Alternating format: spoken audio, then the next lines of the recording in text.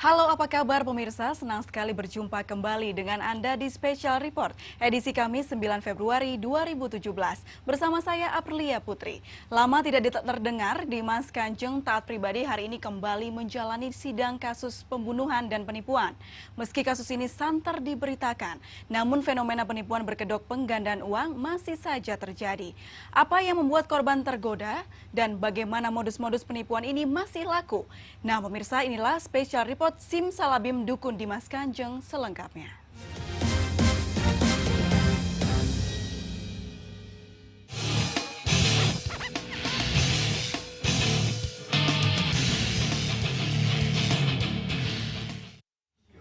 Pemirsa, hari ini Taat Pribadi menjalani sidang perdana dalam kasus pembunuhan pengikutnya dan penipuan sebesar 800 juta rupiah di Pengadilan Negeri Kraksaan Probolinggo. Sidang dengan agenda pembacaan dakwaan ini dijaga ketat 3 SSK Pasukan Keamanan. Taat Pribadi 46 tahun warga Wangkal, Kecamatan Gading, Kabupaten Probolinggo yang menjadi terdakwa dalam kasus pembunuhan pengikut Padepokan Dimas Kanjeng Taat Pribadi dikawal ketat aparat keamanan saat akan dihadirkan dalam persidangan di Pengadilan Negeri Probolinggo. 1 SSK pasukan disiagakan di sekitar ruang sidang dan halaman pengadilan dan sisanya bersiaga di Kecamatan Kraksaan. Dalam sidang pembacaan dakwaan yang dipimpin Ketua Majelis Hakim Basuki Widodowiono, Taat Pribadi didakwa menjadi otak pembunuhan terhadap pengikutnya bernama Abdul Ghani dan kasus penipuan sebesar 800 juta rupiah dengan korban Suprihadi Prayitno asal Jember. Dengan agenda pembacaan dakwaan, kemudian dengan terdakwa S dengan acara putusan selah, kemudian ada 2 lagi perkara atas nama terdakwa DKTP, yang satu untuk perkara pembunuhan berencana, yang satunya lagi untuk perkara penipuan atau penggelapan. Persidangan kali ini juga dihadiri oleh Ketua Yayasan Padepokan Dimas Kanjeng Taat Pribadi Marwah Daud Ibrahim.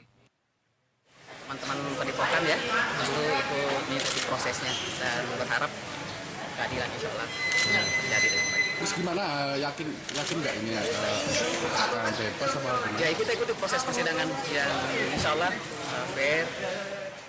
Selain menghadirkan Guru Besar Padepokan, Taat Pribadi juga menghadirkan terdakwa kasus penipuan atas nama Karimullah Irfan, Ahmad Subairi, dan Suparman. Dari Probolinggo, Hana Purwadi, MNC Media melaporkan. Pola taat pribadi atau yang dikenal Dimas Kanjeng membuat siapa saja tercengang. Pria asal Probolinggo itu mampu membius siapapun dari petinggi negara hingga orang biasa dari pelosok negeri. Padepokannya selalu dikunjungi tokoh-tokoh masyarakat dengan santri yang mencapai ribuan orang. Namun semua karisma Dimas Kanjeng Taat Pribadi hilang setelah polisi menggerebek padepokannya. Perlu ribuan polisi untuk menangkap seorang taat pribadi di padepokannya di Desa Wangkal, Kecamatan Gading, Probolinggo. Tentu ada pertimbangan bagi polisi harus menerjunkan personilnya sebanyak itu. Ya, tentu saja untuk menghindari bentrok karena Dimas Kanjeng memiliki ratusan bahkan mungkin ribuan pengikut setia. Awalnya Dimas Kanjeng ditangkap dalam kasus pembunuhan. Namun, belakangan terungkap kasus penipuan dengan modus penggandaan uang. Korbannya pun tidak terhitung dari penjuru negeri. Total kerugian ratusan miliar bahkan ada yang menyebut sampai triliunan rupiah. Banyak cara dilakukan oleh Dimas Kanjeng dan kaki tangannya untuk menjerat korban. Dimas Kanjeng mengemas dirinya seakan sebagai ulama karismatik dan menggelar pengajian rutin di padepokannya. Mereka membentuk jaringan layaknya bisnis MLM. Dari koordinator awal hingga paling tinggi dengan gelar sultan. Merekalah yang mengumpulkan mahar atau uang dari para pengikut. Bahkan untuk meyakinkan pengikut dan juga korbannya, Dimas Kanjeng mengangkat maha guru yang dihadirkan dalam pertemuan atau pengajian.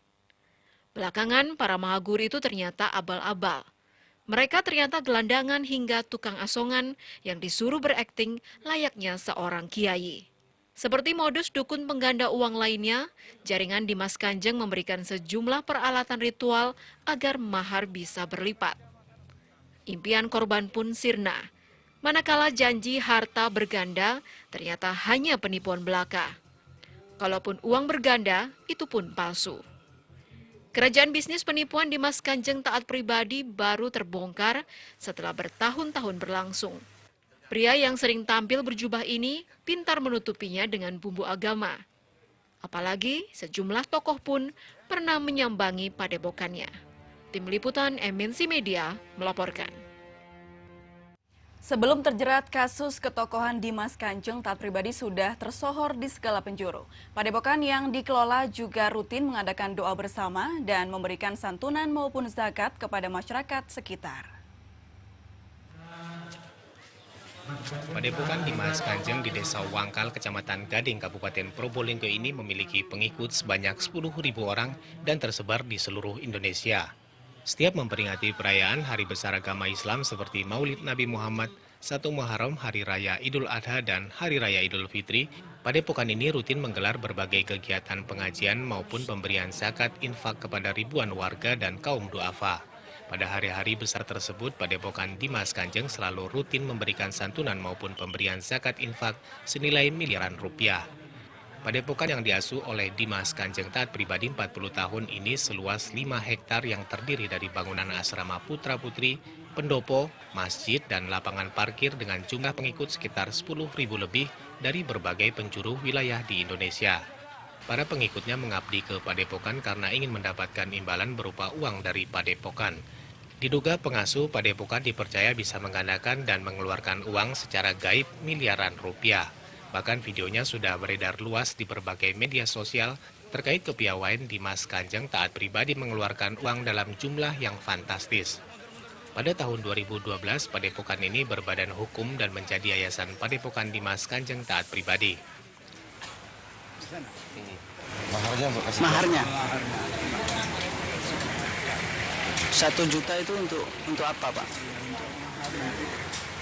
Dapat berapa? Jadi imbalannya belum cair ya? Bapak berharap kembali atau ikhlas? Tidak ada syarat yang sulit untuk menjadi pengikut di padepokan ini. Para santri hanya membayar mahar dengan nominal tertentu. Untuk pengembangan padepokan dan santri diharuskan aktif mengikuti istiqosah dan tahlil yang digelar oleh padepokan. Dari Probolinggo, Hana Purwadi, MNC Media melaporkan. Usai jeda, spesial report SIM Salabim Dukun Dimas Kanjeng masih akan kembali. Untuk itu tetaplah bersama kami.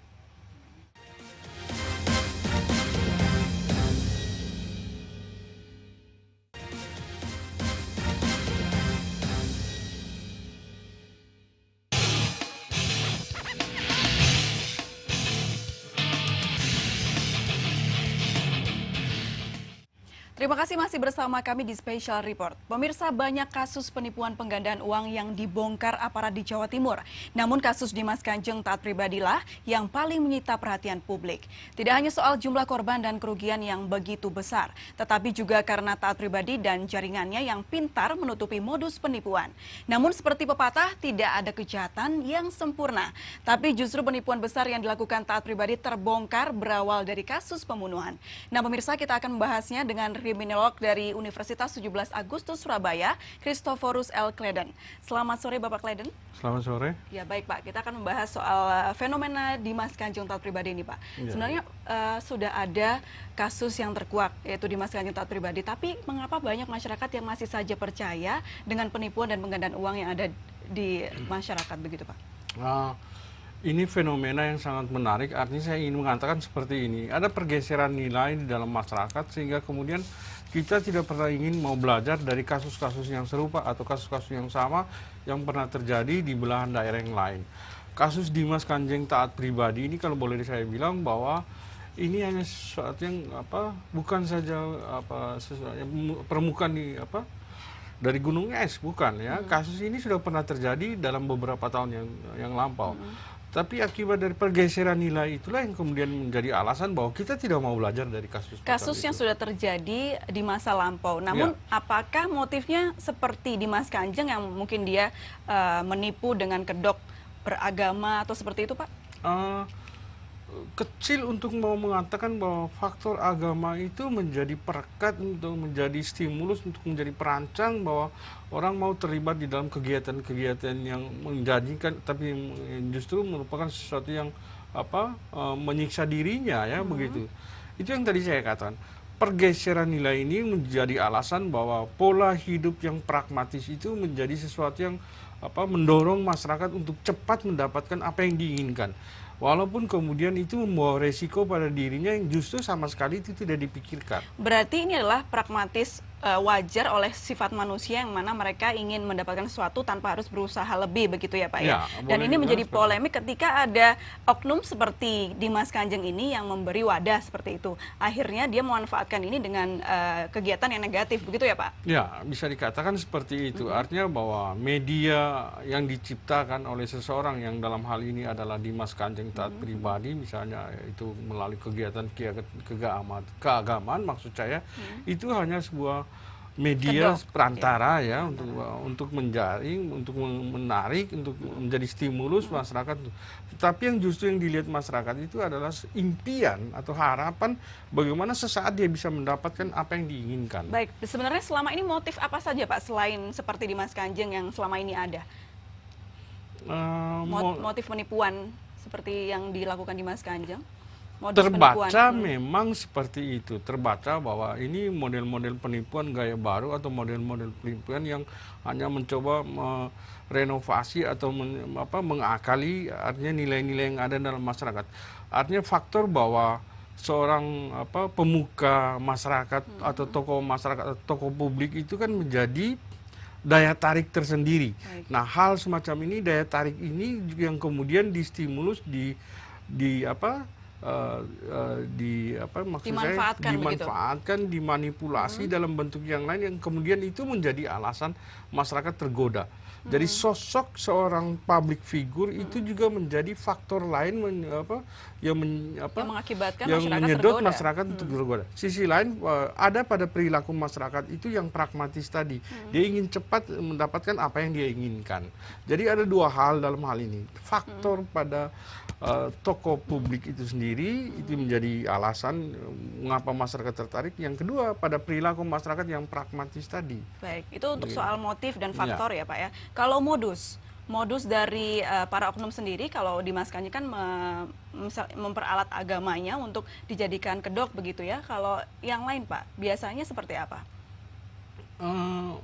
Kecil ya, kalau saya mau mengatakan bahwa modus itu adalah agama kecil, tapi lebih pada seperti halnya MLM mungkin Pak, itu juga sebagai kedok atau bagian manipulasi bagi oknum tertentu untuk membohongi korbannya. Bisa jadi, kenapa itu yang tadi saya katakan. Dalam kondisi pergeseran nilai sosial yang ada dalam masyarakat yang sudah fenomenal ini, ya, kemudian itu terbaca oleh orang-orang tertentu, oleh pihak-pihak tertentu, bagaimana merangsang atau bagaimana menstimulus masyarakat untuk di mana pada saat yang bersamaan masyarakat juga berada pada kondisi yang pragmatis tadi, maka dua hal ini kan ketemu, saling berkaitan, saling kait-mengkait. Nah, itu yang tadi saya katakan bahwa pola-pola dengan cara modern misalnya, apakah itu yang namanya LMM dan apa lain sebagainya, itu kan hanya media. Itu hanya media, tetapi semua terpulang pada siapa yang melakukan. Baik itu seorang Dimas Kanjeng pribadi maupun pihak-pihak yang lain itu, yang ada itu kan ada pada niat mereka. Lalu bagaimana cara kita untuk mewaspadai agar hal itu tidak terjadi pada kita, Pak?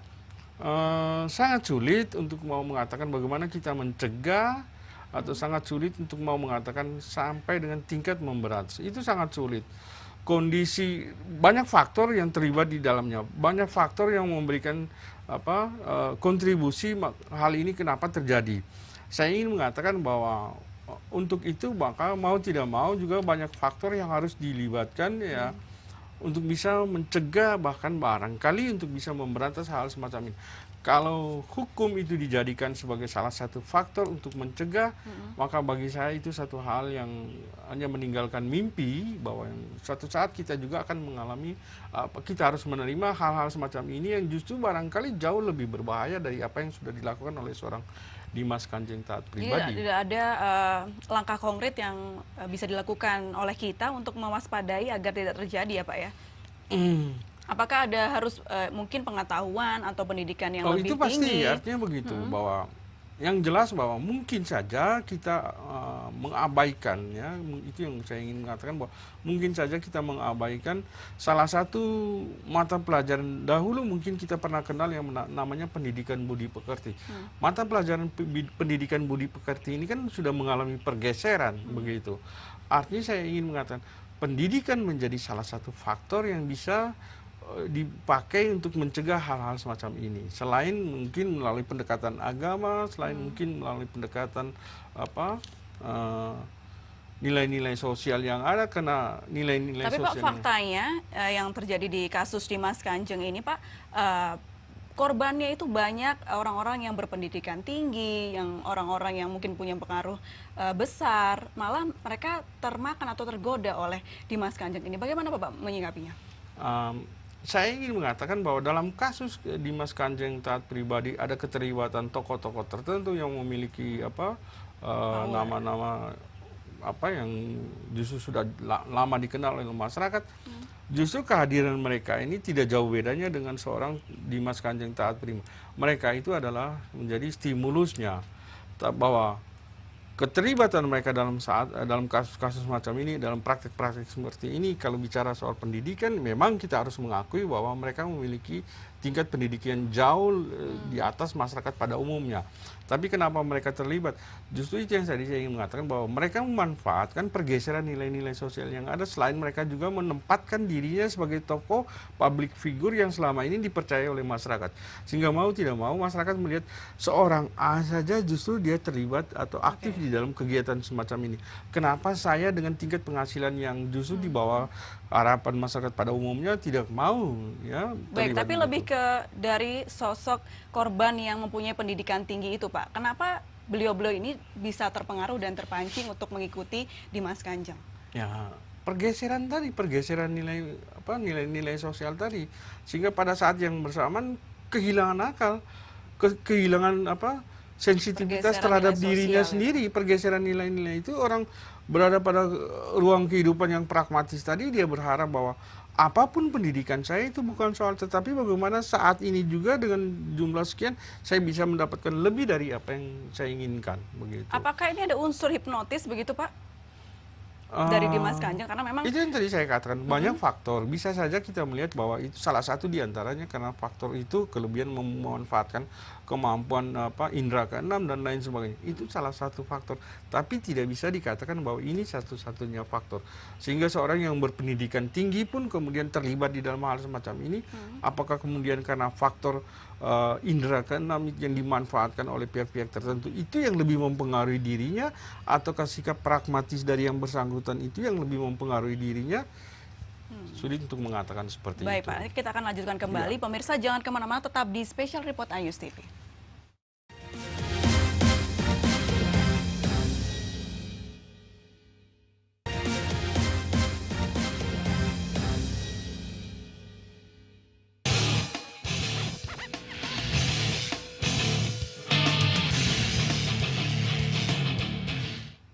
Masih bersama kami di Special Report News TV. Pemirsa, akhir September 2016 adalah masa kelam bagi Taat Pribadi. Polisi bersenjata lengkap menggerebek padepokannya di Wangkal, Probolinggo. Polisi menangkap Dimas Kanjeng karena kasus pembunuhan 2 orang kepercayaannya. Motifnya diduga untuk menutupi praktek-praktek menyimpang di padepokan Dimas Kanjeng Taat Pribadi, termasuk penipuan berkedok penggandaan uang. Usai ditangkap di padepokannya di Desa Wangkal, Kecamatan Gading, Kabupaten Probolinggo, Dimas Kanjeng Taat Pribadi dibawa ke Mapolda Jatim untuk menjalani pemeriksaan penyidik di Ditreskrimum. Dimas Kanjeng Taat Pribadi ditangkap karena diduga terlibat pembunuhan 2 santrinya, Abdul Ghani warga Semampir, Kecamatan Keraksaan pada bulan April 2016, serta Ismail warga Situbondo pada Februari tahun 2015. Abdul Ghani ditemukan tewas di daerah Wonogiri, Jawa Tengah, dan Ismail ditemukan tewas di daerah Kecamatan Tegal Siwalan, Kabupaten Probolinggo.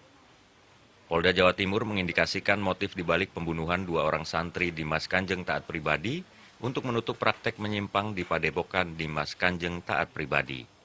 Saat ini Dimas Kanjeng Taat Pribadi sudah ditetapkan sebagai tersangka otak pelaku pembunuhan kedua santrinya. Sebelumnya polisi juga telah menangkap dan menahan 10 orang santri Dimas Kanjeng dalam kasus pembunuhan ini. Polisi akan menjerat Dimas Kanjeng Taat Pribadi dengan pasal pembunuhan berencana.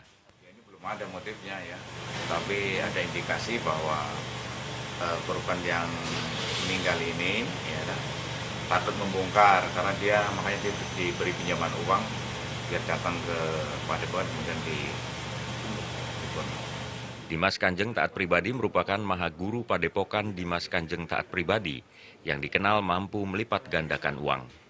Di YouTube beredar rekaman video Dimas Kanjeng mampu melipat gandakan uang hingga berjumlah miliaran rupiah yang disebar memenuhi ruangan. Dari Surabaya, Hari Tambayong, MNC Media melaporkan. Pemirsa, kita lanjutkan kembali perbincangan kita dengan Pak Kleden. Ya Pak, tadi kan disebutkan bahwa organisasi yang ada di Dimas Kanjeng itu sangat rapih begitu ya Pak ya. Dari mulai pengikutnya, ada sultan dan ada raja. Nah sebenarnya kalau ini diusut dari hukum, bagaimana prosesnya Pak? Kegiatan-kegiatan yang terorganisir itu dalam kaitannya dengan kasus-kasus semacam ini memang mempunyai dampak hukum yang sangat besar ya, sangat luas. Kenapa saya katakan demikian? Artinya bahwa tidak bisa kita hanya mau melihat bahwa sosok seorang Dimas Kanjeng Taat Pribadi lah yang patut diseret di muka hukum untuk diproses secara hukum, tidak. Tetapi bagaimana struktur dari organisasi ini, pihak-pihak yang terlibat di dalam organisasi ini juga harus diikut sertakan, artinya harus diminta pertanggungjawaban secara hukum gitu. Kenapa saya katakan demikian? Bahwa mereka justru memiliki satu jaringan yang terorganisir, itulah yang kemudian justru memberi alasan bagaimana memberikan kepercayaan kepada masyarakat bahwa kegiatan ini didukung oleh orang-orang yang memiliki nama besar dan lain sebagainya, yang nama-nama mereka, orang-orang ini yang dalam struktur organisasi mereka menempati posisi-posisi yang strategis. Itulah yang menjadi alasan bahwa mereka juga harus diminta pertanggungjawaban secara hukum begitu. Lalu bagaimana Pak prosesnya? Apakah karena kan saat ini yang mencolok dan diduga otaknya adalah Dimas Kanjeng, sedangkan orang-orang lain yang terlibat di belakangnya mungkin pihak hukum belum mengetahuinya. Bagaimana Pak? Artinya begini, dalam studi hukum memang khususnya hukum pidana dikenal juga ada pihak-pihak yang turut ikut serta melakukan dan lain sebagainya.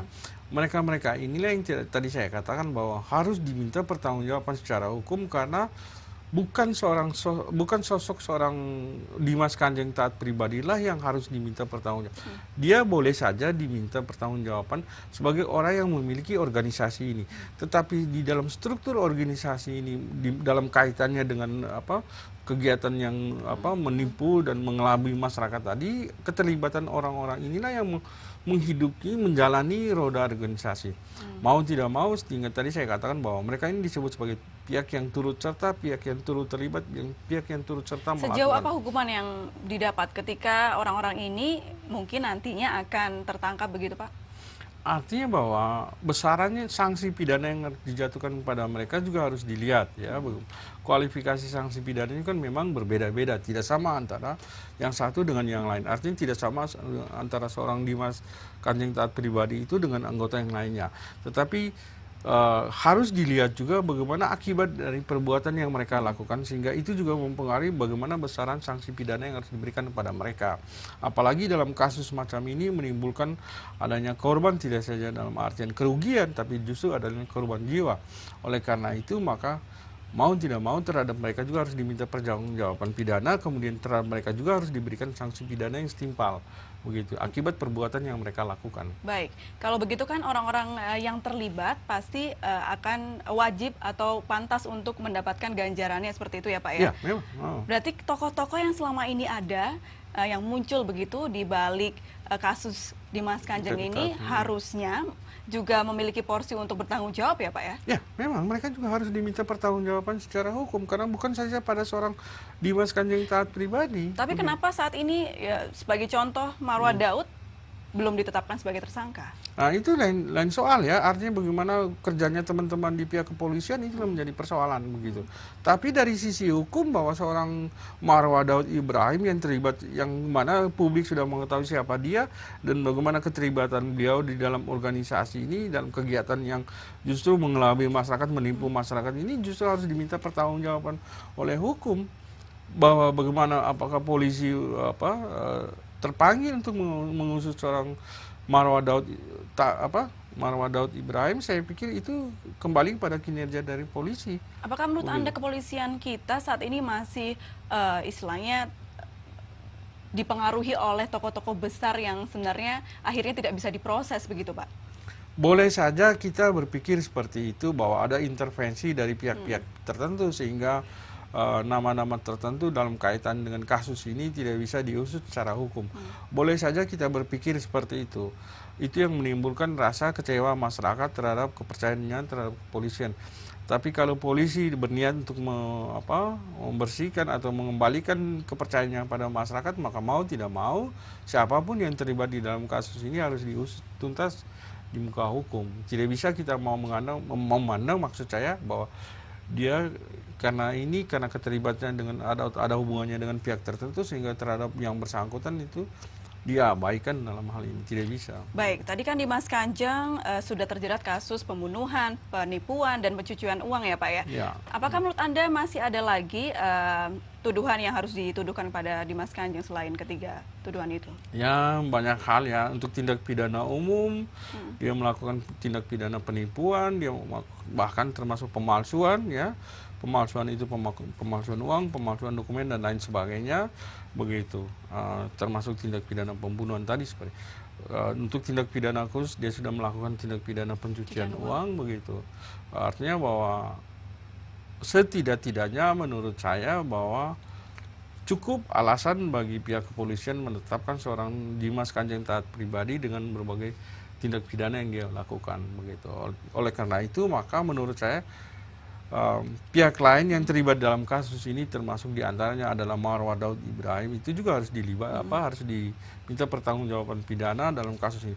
Apakah yang pasti menurut saya seorang Marwah Daud Ibrahim itu terlibat dalam kasus tindak pidana pencucian uang. Menurut begitu. Anda Ya, Marwah Daud terlibat Marwah Daud, begitu ya?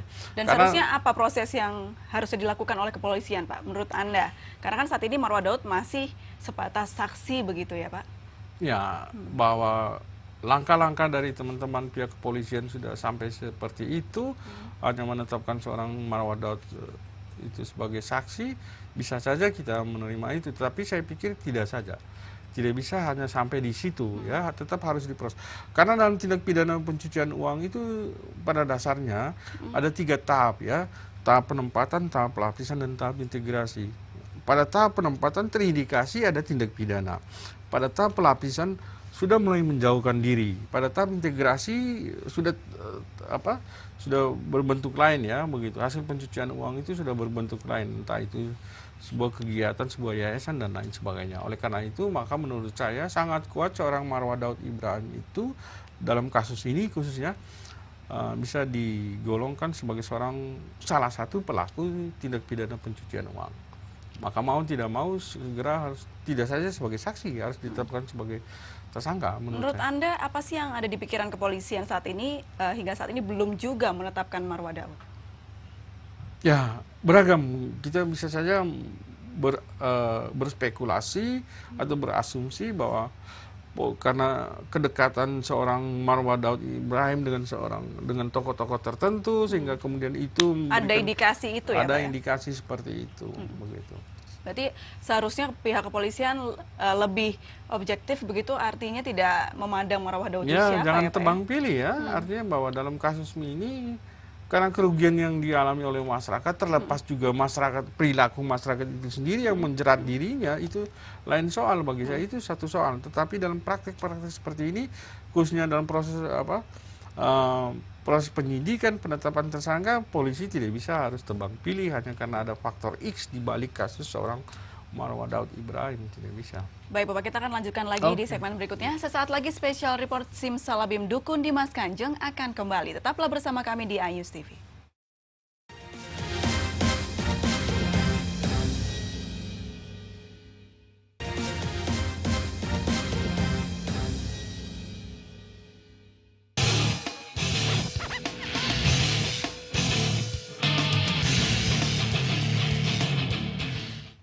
Kita kembali di Special Report iNews TV. Pemirsa, santernya berita atas terkuaknya kasus penipuan ala Dimas Kanjeng ternyata tidak sepenuhnya membuat masyarakat waspada dengan modus serupa. Di Malang, korban merugi 100 juta rupiah karena tertipu rayuan pasangan suami istri yang mengaku bisa menggandakan uang. Dan di ujung tahun lalu, Polres Trenggalek membongkar penipuan dengan kerugian sekitar 10 miliar milik ratusan korban yang sebagian besar adalah petani. Modusnya pun sama, penggandaan uang dengan pelaku dijuluki Dimas Gentong. Tersangka Kadis dan istrinya Inaya alias Sera Suyatmi terpaksa berurusan dengan aparat Polres Malang setelah praktek penipuannya terbongkar. Pasutri tiga anak ini melakukan serangkaian penipuan dengan modus penggandaan uang. Pada korban, Kadis mengaku bisa menggandakan 3 kali lipat uang yang disetorkan. Korban pun tergiur dari awalnya menyetor 5 juta rupiah, lantas bertambah sampai 100 juta rupiah dengan janji menjadi 300 juta rupiah. Namun setelah waktu yang dijanjikan lewat, uang tersebut tidak pernah ada dan justru dilarikan pelaku. Selain menahan pelaku, polisi juga menyita beragam peralatan ritual pengganda uang untuk meyakinkan para korban. Penipuan modus penggandaan uang juga terjadi di Trenggalek, bahkan total kerugian mencapai 10 miliar rupiah. 209 orang menjadi korban penipuan dan sebagian besar adalah petani cengkeh.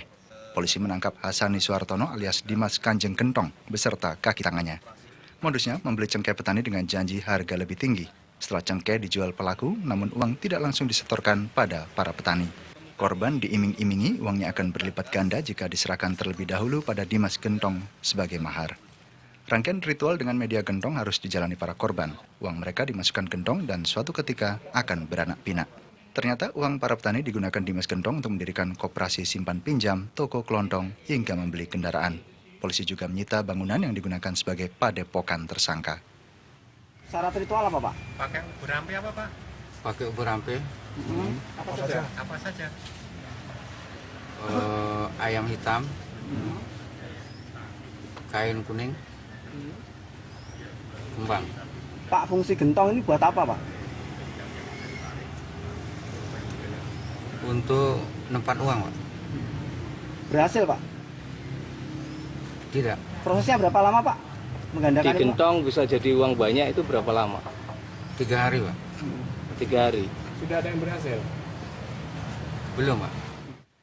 Meski berkali-kali polisi membongkar penipuan modus penggandaan uang, bukan tidak mungkin kasus seperti ini bakal terus berulang. Masyarakat diminta waspada, apalagi jika ditawari keuntungan investasi yang tidak masuk akal. Dari Malang dan Trenggalek, Tim Liputan MNC Media melaporkan. Baik pemirsa, nah Pak Kleden, ternyata masih banyak sekali warga di Indonesia, terutama di Jawa Timur, mungkin yang masih percaya dengan hal-hal mistis seperti tadi ya Pak ya. Sebenarnya apa fenomena yang terjadi di masyarakat, khususnya Indonesia ya, yang masih percaya hal mistis Pak? Ya, harus diakui juga bahwa kultur Indonesia ini kan sangat kuat ya, kultur Indonesia sangat kuat.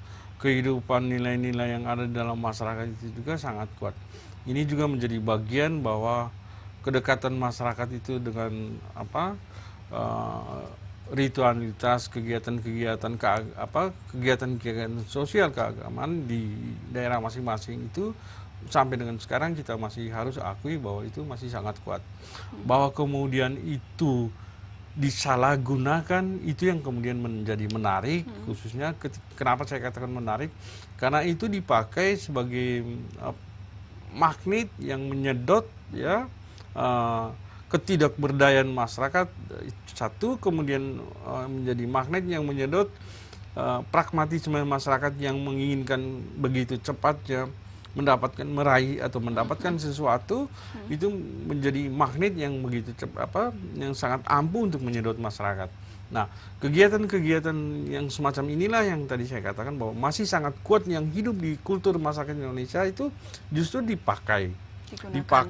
digunakan oleh pihak-pihak tertentu, yang mana pihak-pihak ini yang sejak awal tadi saya katakan secara sosial mereka menempati posisi yang orang-orang yang dianggap terpandang di dalam masyarakat, tokoh-tokoh publik tertentu yang memiliki pengaruh yang besar dalam masyarakat, itu yang kemudian sisi lain menjadi magnet begitu, sehingga kemudian bagaimana masyarakat yang pragmatis tadi dengan terpengaruh melihat sosok seorang public figure tadi ingin mendapatkan sesuatu yang begitu cepat dengan cara yang tidak masuk akal. Tapi ilmu soal mungkin perilaku manusia begitu ya Pak ya, setelah adanya contoh seperti Dimas Kanjeng yang mungkin setiap orang di Indonesia ini sudah tahu, tapi kenapa masih saja ada orang yang percaya?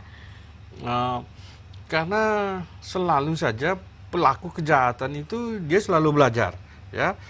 Walaupun untuk jenis kejahatan yang sama, yang akan dilakukannya itu dia selalu melihat. Dalam kasus yang pernah terjadi di belahan daerah lain atau kasus yang sama pernah terjadi itu, apa kelemahannya? Apa yang bisa dipakai untuk menyedot, untuk menarik perhatian masyarakat? Itu yang dilakukan oleh para pelaku kejahatan begitu. Nah, dengan cara semacam ini kemudian itu justru menjadi stimulus bagi masyarakat bahwa mereka tidak walaupun mereka baru saja mengetahui kasus-kasus yang pernah dialami oleh pihak lain dalam contoh kasus Dimas Kanjeng taat pribadi ini, tapi mereka melihat bahwa dalam kasus yang ini justru tidak sama atau tidak identik dengan kasus Dimas Kanjeng taat pribadi, karena ada sesuatu punya keyakinan tersendiri begitu ya akhirnya. Artinya ada sesuatu yang ditawarkan oleh orang-orang pelaku kejahatan tadi, sehingga kemudian menjadi hal yang menarik bagi masyarakat. Baik Pak, jadi contohnya Dimas Gentong tadi kan akhirnya ternyata uang-uang tersebut diputar kembali untuk menjalankan usaha. Begitu juga halnya dengan Dimas Kanjeng taat pribadi yang ternyata masih banyak orang-orang di belakangnya yang istilahnya memanfaatkan dana tersebut, dan jumlahnya tuh ratusan miliar Pak. Nah, apakah menurut Bapak Dimas Kanjeng ini merupakan pion dari orang-orang tersebut? Bisa saja kita mau menempatkan sosok seorang Dimas Kanjeng taat pribadi ini, apakah dia sebagai pion ataukah dia sebagai orang sosok yang justru ya karena keterpandangan dia di dalam masyarakat, itulah yang kemudian itu dimanfaatkan oleh tokoh-tokoh tertentu atau pihak-pihak tertentu, ya, bagaimana mencoba meraup, kalau mungkin dalam istilah saya, uang yang di masyarakat dengan memberikan sebuah harapan yang justru itu semua adalah kabur, yang dalam contoh misalnya kegiatan-kegiatan, apakah itu kegiatan yang namanya koperasi, simpan pinjam, dan ya, Pak, lain berbicara soal bukti-bukti istilahnya uang-uang yang sudah diserahkan oleh para pengikut korban dari Dimas Kanjeng ya Pak ya, dan jumlahnya kan ratusan miliar. Sempat kemarin juga bunker dibongkar dan ternyata tidak ada apa-apanya, tidak ada isinya. Dan kemanakah uang-uang tersebut Pak? Apakah ada indikasi orang-orang di balik Dimas Kanjeng yang mengambilnya, atau pihak kepolisian sendiri itu terlibat Pak? Terlalu naif kalau saya mengatakan bahwa uang-uang itu yang kemudian dalam proses hukum itu dijadikan alat bukti. Naif saya katakan bahwa itu diketahui polisi. Lebih celaka lagi kalau saya mau mengatakan bahwa itu sudah diambil polisi. Itu celaka sekali. Yang jelas bahwa kalau kita mau mengatakan itu adalah barang bukti, maka mau tidak mau harus diamankan oleh negara. Dalam hal ini kalau di tingkat penyidikan mau tidak mau harus diamankan oleh polisi. Bisakah uang itu kembali kepada para korban? Tetapi bahwa kalaupun kemudian uang-uang itu diketahui bahwa tidak ditemukan, itu yang menjadi muncul kecurigaan besar pada masyarakat, uang ini ada di mana? Apakah itu uang itu ada pada pihak-pihak tertentu yang terlibat, ataukah justru uang itu ada di tangan pihak kepolisian? Itu yang tadi saya katakan, naif kalau saya mau mengatakan bahwa uang itu ada pada kepolisian. Itu. Tapi berarti tidak ada kesempatan begitu ya Pak ya, ketika uang itu bisa dikembalikan kepada para korbannya? Sangat sulit untuk uang itu mau dikembalikan karena bukan 1, bukan 2, bukan 500, tapi beragam masyarakat, beragam orang yang terlibat di dalam kasus. Menjadi pertanyaan, uang siapa yang harus dikembalikan terlebih dahulu? Itu satu soal. Yang kedua, ini barang bukti. Ketika dibawa ke pengadilan harus ditunjukkan ini barang bukti. Karena akan menjadi satu masalah baru ketika diajukan ke pengadilan tidak bisa ditunjukkan barang buktinya di mana. Ini menjadi satu persoalan juga begitu. Di sisi lain bahwa kalaupun itu uang memang asli, bukan uang yang palsu, pragmatisme masyarakat, mata hijaunya masyarakat, siapapun dia, dalam tumpukan uang yang begitu besar, pasti akan tergoda.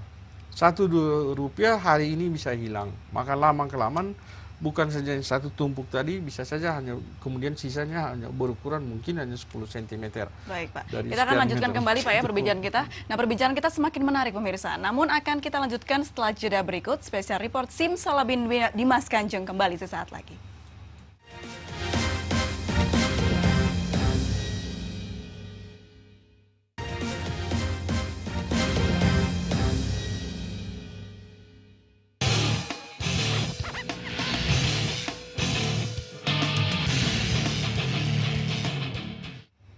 Pemirsa, perkara Dimas Kanjeng taat pribadi sampai mengusik anggota Komisi 3 DPR RI. Sementara Ketua Yayasan Padepokan Dimas Kanjeng taat pribadi Marwah Daud Ibrahim bersikeras bahwa yayasan yang dipimpinnya bertujuan baik. Seusai diterima Kapolda Jatim Irjen Polisi Anton Setiadi di ruang Tribrata Mapolda Jawa Timur, 9 anggota Komisi 3 DPR RI langsung menuju ruang pelayanan Ditreskrimsus Polda Jatim untuk menemui Dimas Kanjeng taat pribadi. Tim Komisi 3 DPR RI ini langsung mengajak dialog Dimas Kanjeng di hadapan Kapolda Jatim dan wartawan. Komisi 3 menggali keterangan dari Dimas Kanjeng serta mencocokkan temuan pada saat sidak di Padepokan Dimas Kanjeng taat pribadi di Probolinggo. Komisi 3 meminta Polda Jatim agar terus mengusut dan memproses kasus penipuan ini karena diduga masih melibatkan pelaku lain dan korbannya mencapai ribuan orang. Sementara itu, Marwah Daud Ibrahim, Ketua Yayasan Padepokan Dimas Kanjeng taat pribadi atau PDKTP yang menemani anggota Komisi 3 DPR RI yang meninjau Padepokan bersikeras bahwa yayasan yang dipimpinnya memiliki tujuan yang baik. Visi misi Yayasan PDKTP adalah yayasan yang bertujuan untuk kemaslahatan dan kemakmuran umat dengan program-program yang jelas. Pengadaan iya, penggandaan enggak. Bahwa ada iya. Gimana teman-teman? Ada gimana itu Bu? Serahkan ke BI. Kan sudah ditangkap polisi. Ketika Ibu melihat itu. Oh iya asli. Bu katanya tidak asli kan dari dulu saya. Katanya pernah melihat Ibu Kanjeng Dimas mengeluarkan uang sering kan melihat di depan ribuan orang. Dengan cara bagaimana Bu pada waktu itu? Ya seperti yang di YouTube itu. Sementara terkait kasus hukum yang menimpa Dimas Kanjeng taat pribadi yang merupakan guru besar Padepokan, Marwah menyerahkan kepada mekanisme hukum yang berlaku. Dari Surabaya dan Probolinggo, Sony Hermawan dan Hana Purwadi, MNC Media, melaporkan. Baik, kembali ke Pak Kleden ya Pak. Pak, apa tips yang bisa Bapak sampaikan kepada pemirsa di rumah agar terhindar dari penipuan seperti Dimas Kanjeng ini Pak? Ya sangat ini sebuah pekerjaan besar, membutuhkan terobosan besar dan tidak semudah membalik telapak tangan. Artinya bahwa prosesnya panjang, ya prosesnya panjang. Mungkin saja saya ingin mengatakan bahwa berbagai pendekatan yang bersifat holistik, yang bersifat menyeluruh harus dikedepankan. Kita tidak bisa mau mengatakan bahwa ini persoalan pada negara atau ini ada persoalan pada polisi. Contoh pendekatan holistik itu seperti apa Pak? Artinya pendekatan holistik itu kan pendekatan yang melibatkan banyak aspek, banyak faktor ya begitu. Apakah itu dari faktor keluarga, apakah itu faktor pendidikan ya dan lain sebagainya. Tokoh-tokoh masyarakat yang ada di masing-masing daerah misalnya itu juga harus dilibatkan ya. Mereka juga harus diberikan satu pemahaman bahwa praktik-praktik semacam ini justru menjerumuskan, justru menjeratkan masyarakat. Kalau kita ingin bahwa hal semacam ini tidak merupakan menjadi warisan bagi anak cucu kita, maka mau tidak mau harus segera dihentikan. Tetapi apapun itu juga semua terpulang kembali pada perkembangan pemikiran masyarakat itu sendiri ya. Berarti karena memperkaya pemikiran, pengetahuan, Iya, dan juga begitu. lebih peka begitu ya Pak ya, Iya. terhadap lingkungan sekitar. Harus dibangun sensitivitas terhadap nilai-nilai sosial yang bisa kita jadikan salah satu alat perekat, termasuk salah satu alat untuk meminimalisir praktik-praktik semacam ini. Kalau itu diabaikan, itu dibiarkan, maka mau tidak mau, maka cepat atau lambat kita harus juga akan merasa menyesal, dan mungkin saja kita hanya duduk diam, terpangku tangan, melihat anak cucu kita juga terlibat dalam hal semacam itu. Baik Pak Kleden, terima kasih banyak sudah hadir di studio kita. Ya pemirsa, dialog ini sekaligus menutup perjumpaan kita pada sore hari ini. Bersama kerabat kerja yang bertugas, saya Aprilia Putri berterima kasih atas kebersamaan Anda. Sampai bertemu dalam spesial report selanjutnya. Selamat sore dan sampai jumpa.